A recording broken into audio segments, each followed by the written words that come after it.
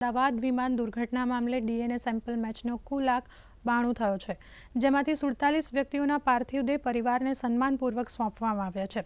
Civil હોસ્પિટલના additional superintendent doctor Rajnish પટેલે media બ્રીફિંગમાં આ અંગે માહિતી આપી હતી।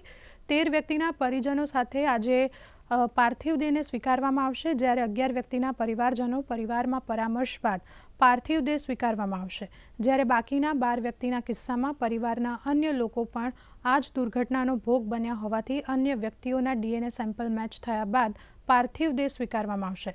અત્યાર સુધીમાં ખેડા, અમદાવાદ, બોટાદ, ભરૂચ, અરવલ્લી, આણંદ, મહીસાગર, ગાંધીનગર, જૂનાગઢ સહિતના પરિવારોને પાર્થિવ દેહ સોંપવામાં આવ્યા છે।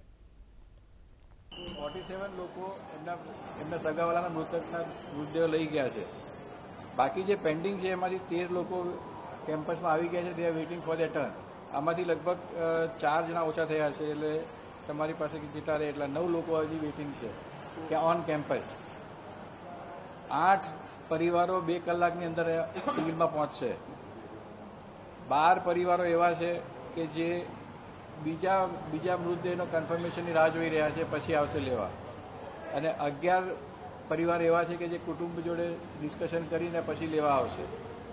આ જે લઈ ગયા છે 47, એમાંથી ખેડા, અમદાવાદ, બોટાદ, મહેસાણા, ભરૂચ, વડોદરા, અરવલ્લી, આણંદ, જૂનાગઢ, ભાવનગર, અમરેલી, મહીસાગર અને ગાંધીનગરના ફેમિલીઝ હતા।